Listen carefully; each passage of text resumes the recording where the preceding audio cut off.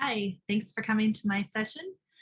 You are in our Montana PBS Media Lab right now, and we're going to be talking about stop motion studio. This is hopefully meant to be a virtual hands-on experience, but we're doing it pre-recorded, so the hands-on is up to your discretion. These slides can be found at this link, bit.ly/Media Lab 315. So think March 15th. And that's because the first time I did this workshop, that was the date. So I created that bit.ly link. These slides are embedded with lots of links for you to click on as we are exploring this tool. I'll also connect to my iPad so that you will be able to see me navigate this tool and hopefully do it along with me. But I'll just give you a tiny bit to grab these slides. This is pre-recorded obviously, but I am live in the chat box, so hopefully I'm dropping that link in there for you to click on so that you have these slides. My name is Nikki Vredenberg, and I am the Director of Education at Montana PBS, and I get to support teachers to use technology in fun and new ways with their students, and we do that in a lot of ways. We do that this way by attending conferences, both virtually and in person. I also visit schools and work with teachers in their classrooms and after school, either demonstrating lessons or just brainstorming how to use these tools. I serve as a digital learning coach. I thought it would be fun to have a little icebreaker, and I learned about this fun activity called hashtag yourself. So right now, put a hashtag in the chat box that describes you. I have a couple, hashtag mom of two, because I have two children. Eat all the cheese, hashtag eat all the cheese, because I just love my Tillamook cheddar cheese. That's my favorite, but also a big fan of brie spread out across some bread. And then I have EdTech is my jam, because I'm one of those techie people that just loves all things technology and using it in the classroom and on my own. I can't fix the internet, and I'm no good with printers. Those are not my specialties, but I do love everything tech integration. Again, there's the link to the slides at the bottom. I think I've got it on the next few slides, so if you're still trying to get it in there, you can. So this workshop is meant to go deep or a little deeper and show you Stop Motion Studio, because it's a really fun, easy tool to use. I've used it with kindergartners, I've seen it used with high schoolers, and there's a lot of great things you can do with it. So I'm going to introduce the tool and show you some examples. I'll give you just a general use overview. I'll stop talking for a tiny bit so that you can just explore and play with it on your own, and then maybe put some questions in the chat box that I can help you with. And then there'll be a little creative challenge at the end to see if anybody creates anything. And hopefully we can create something during our time together, and hopefully you'll get a chance to share what you created. So Stop Motion Studio is a free app. So it is an app, so it needs to be downloaded on a mobile device. And it can take a deeper dive than this session by visiting one of these two links. The website that supports this app has lesson plans and things and great ideas for you to use this app. And there's also some tutorials, video tutorials for how to use it and how to go through all the tools. Now, this is a free app. However, there is the option, like many things, to upgrade for all the features. I'm only going to be showing you the free one, and I purposely only have the free one on my device today so you can see what that looks like.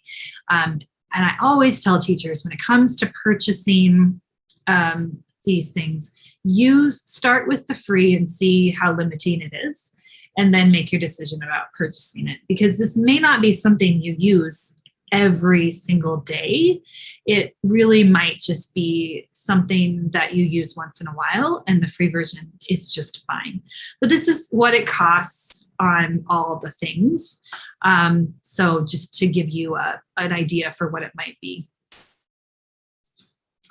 So this is a great video. I'm going to risk showing it for fear that the sound might be bad. But I really think it gives us a really nice peek into a classroom where this tool is being used, and also gives us a starting point for the idea of stop motion animation and what it is. We'll watch the video, and then I will encourage you to click on this link right here. These words are linked, and it's to a toolkit or a lesson plan that gives you some more ideas for how stop motion might fit into your curriculum. So we'll play the video right now. We'll see how much we get out of it, and then move on.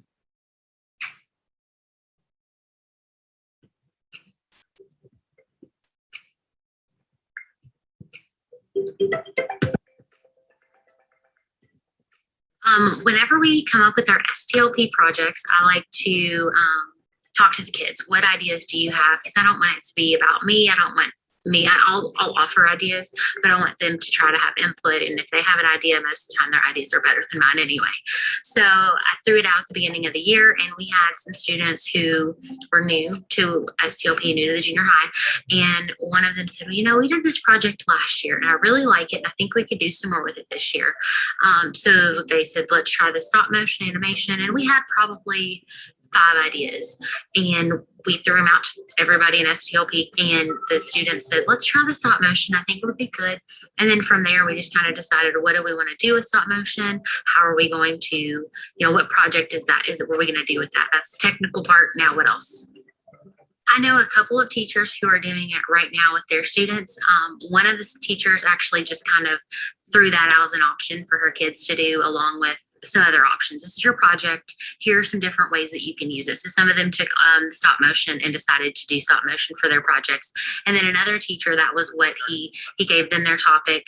And from that, they had to build upon it. They had to use stop motion to do it. Diana Wolf, who is our queen of all things technology, she knows that I love technology. So anything she hears about something, she'll say, have you tried this? And so I'll do it, and I'll just turn it into whatever our project that we're doing. That's how we're going to do it for that time. Mr. Van Meter, my 7th period teacher, he got us introduced to it because he was talking to us about stop motion, and like we watched YouTube videos about it and like how to do it. And then my partner, she downloaded it on her phone, and that's how it started. What's the mean you do? It's funny because the teachers will say, well, how do you know all this to teach these kids? I don't know any of this. It's like we learn it at the same time. And as a matter of fact, the kids actually teach me more about the technology than anything. They're not afraid to use it. I come from a time when, you know, you're afraid you're going to tear something up. You know, I really thought that this last project was going to be a stretch, taking child labor from around the world and making it into an animation. But, you know, I thought, I don't know how to do this. And some of the kids said, well, look, I found this animation that was similar to this. I believe we could do this, or we could do that. And so you just tweak it and make it work. But they learn a lot doing that. I learn a lot doing that. It keeps me fresh as a teacher. My project is about child labor. And then what it's talking about is that we're trying to stop child labor, like from kids having to work instead of going to school and stuff, because we think it's not right for them to have to work and other kids get to go to school because the parents can't afford to take care of them. This workshop was on child labor, is actually called Stolen Lives. And it's about children all over the world that have to work instead of go to school and become educated adults. And so once we learned what we learned in our workshop, then they had to do their own research. And these are some of the basics I wanted. Which country has most child laborers? What particular labor is it that most children have to do? Anything that they could get, that they could give me statistics. I want true numbers. I want real information. So once they came up with the information, then I gave them a storyboard. And from the storyboard, they had to put in their information, what they knew that they wanted to animate. And then from there, they started the animation process and then the presentation process. But we use Play-Doh and Legos to just we use the Play-Doh to make like a road and like the field, and then the Legos we use them as like the mean people, and there's like other Legos that we use them as like the workers, and they're like the little hats is like for every like the workers and all that. So I think that they're learning lots of problem solving skills. Some kids want to do a project by themselves. Some kids want to do group work. So they're learning cooperative learning. They're learning to work together on something specific that they may be doing in their future. You know what I mean? So, who knows what professions there'll be out there when these kids grow up. My advice would be to be somewhere quiet where you can focus so you are not distracted from your video. The first step is to create a story that you want to tell and show. So you would grab an object such as Lego, or you can do it on a whiteboard to tell a message. And from that, you would take a picture and move the object little by little. And you want to make sure your hand's not in the way so it's good. And then you just, at the end, you can add sound effects or anything, and it makes it really creative. You should be partners. You should do partners because they'll probably be better for you. Like, so that you don't have to hold the phone and move the characters. Like, you have someone move the characters and someone hold the phone. Yes. See, main thing is that you don't want your animation to be too jerky. There's multiple stuff to fix that. You can just set up a camera and don't move it at all. Like, if you don't have a camera stand or tripod or anything like that, like if you have spare Legos or anything like that, just build something to hold it in. Also, you want to look at the frames per second. We recommend about 6 to 8. Pretty basic, not too slow or not too fast. Because if you understand that, you know how much pictures to take in your overall movie or short film or whatever you're trying to make. Technology is really cool in the fact that kids will look at it and just pick it right up and use it. I don't spend a lot of time teaching my kids how to use it. And I don't think that the teachers realize that sometimes. They want to make sure, I need to do it this way. I need to teach my kids this. I need to give them everything.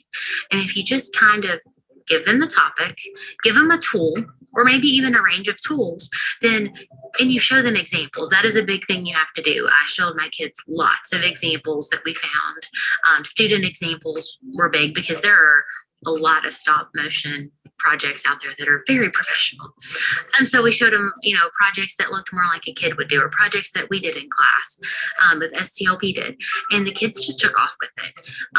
So I think that's important for teachers to really understand. It's not about you knowing how to use it.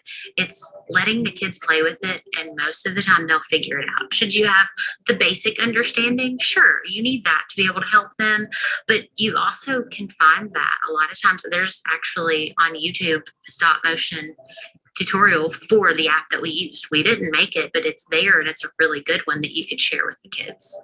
Don't be afraid. Gosh, I mean, it's like I crash and burn constantly, but I learn from that. And it's okay to make mistakes. We're humans, but you're not going to tear it up. It's not going to go away. Just go in and do it. Let the kids teach you. Give up some power. You know what I mean? It's not all about power. It's all about cooperative learning. So if you're interested in technology, you really should just inspire your kids. It's a great way for kids who may not identify well with other kids to express themselves through their technology. The creativity side really comes out in things like this. Afghanistan, Pakistan, most of the ones in Nigeria.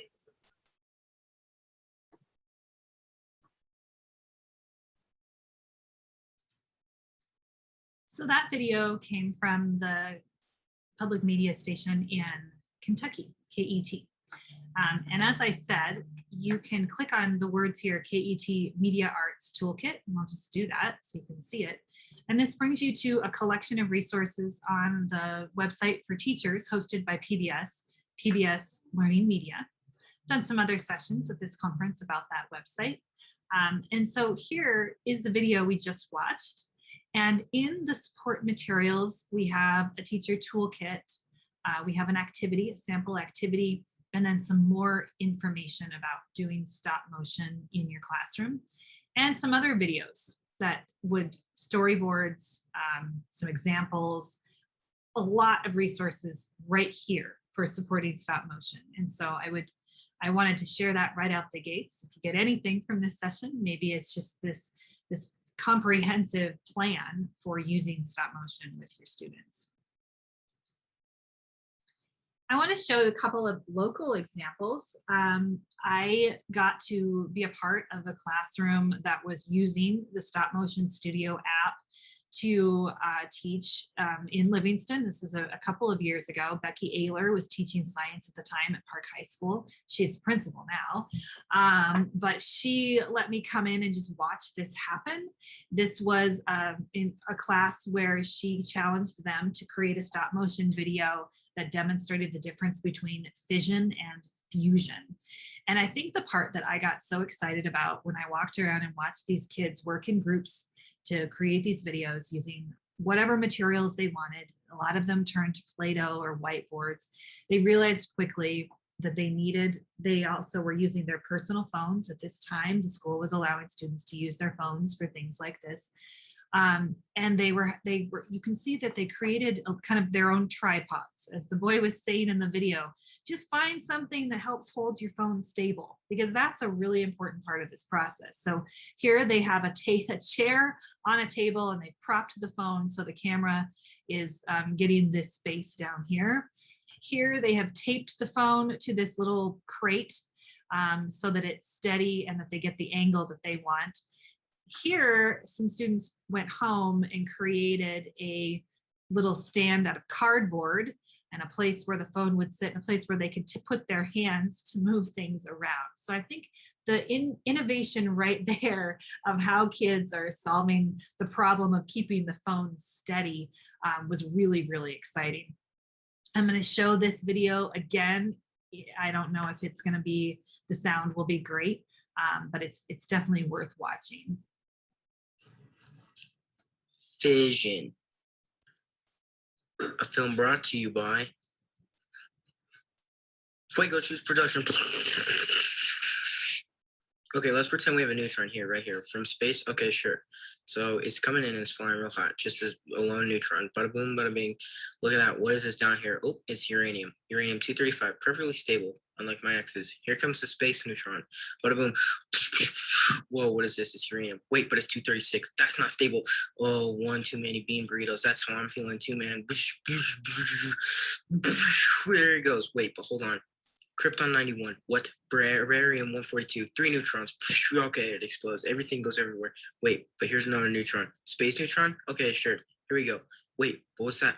Uranium 235. It's a cycle. Fine. So that's a really fun example that shows just how kids use this. Oops. So that's just a really fun example of how high school students have used this tool.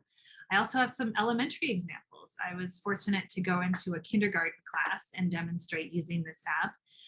And whenever I teach elementary classes for especially elementary classes, I highly encourage doing a few of just fun projects that aren't connected to content, but just allow kids to explore and use the app so that they're comfortable using it, and then they can bring in things around the content. So the first one we did was this one here that demonstrated, that just showed the time lapse of a Reese's peanut butter cup being eaten. And this was very popular because it allowed us the opportunity to eat Reese's peanut butter cups. So this was just single Reese's peanut butter cup, opening it and taking a picture and getting to take the bite and put it down and take the picture. I'll show it again in case you missed it. Maybe it made you hungry. Then we took it further and we had the kids work in groups to spell words on Post-it notes. And so this is the word cat spelled out on the Post-it note. And this was just my example. And then the kids picked their own sight words and wrote them out on the Post-it notes and worked in partners to put them down and take those pictures.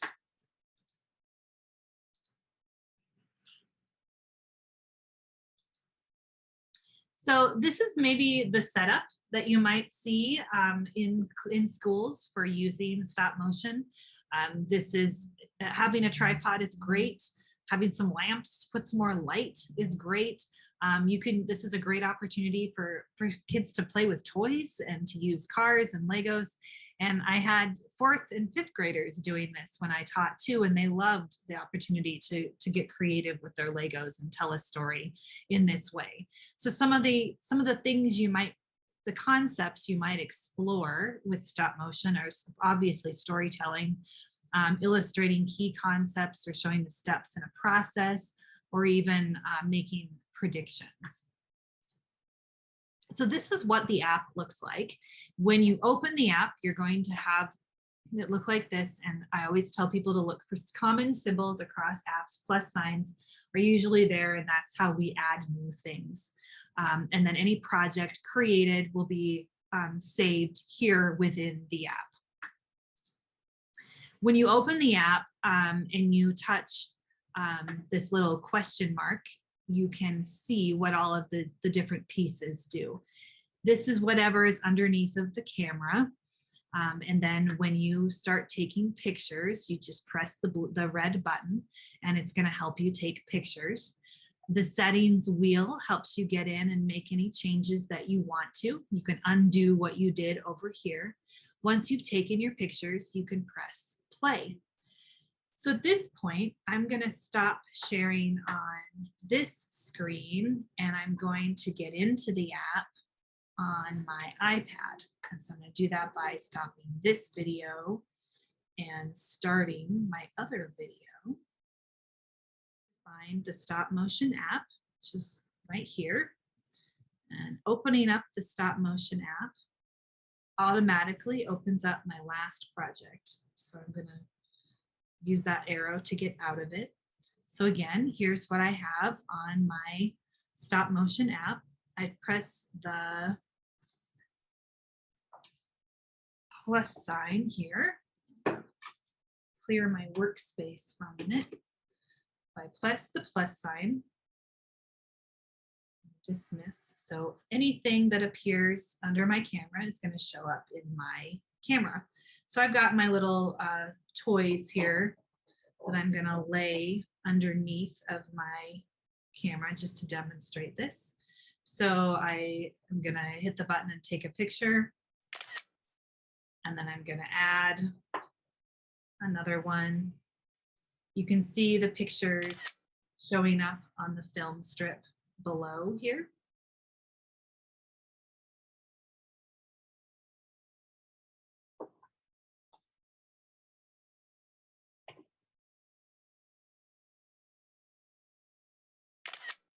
Very basic.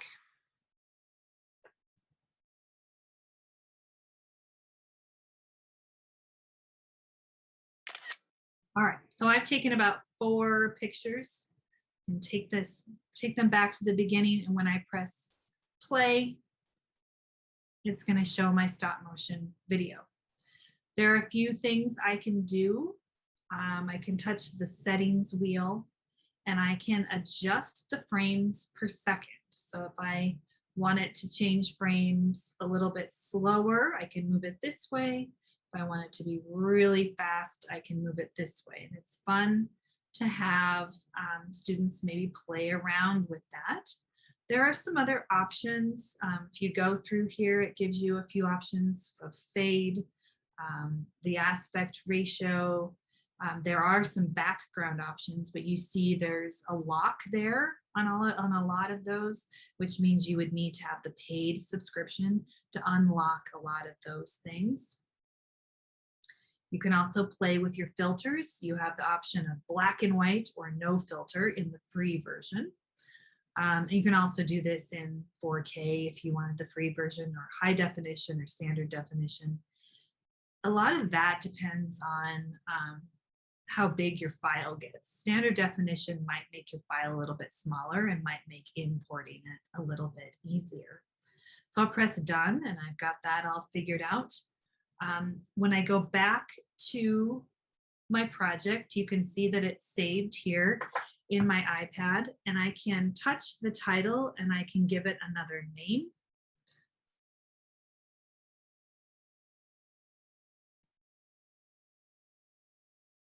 Like that.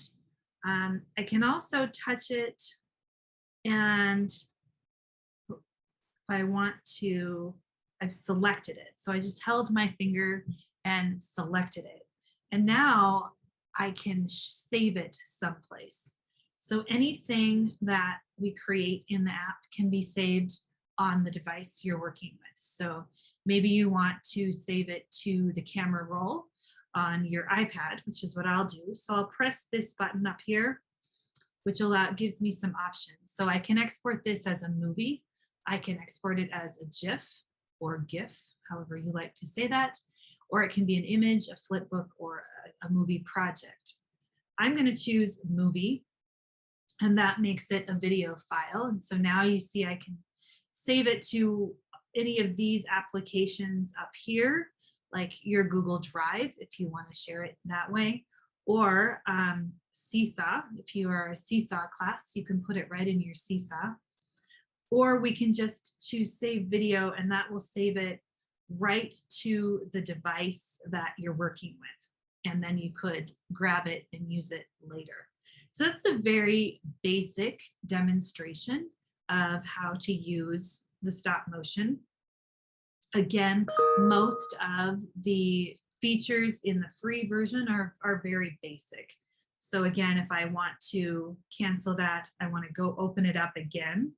And if I want to play with it a little bit, I could use this recording and give access to the microphone, and I can press the record button and maybe record something. Now this gets tricky because you want to record your voice going along with your frames, so that might take some practice, but we can do that right there. I can touch the plus sign, and I could add my own images, titles, credits, and audio, and things like that. And again, the settings wheel takes us back through all of those settings. So I'm gonna did this demo. I just did the demo. So now I'm actually going to encourage you to do some of your own playing.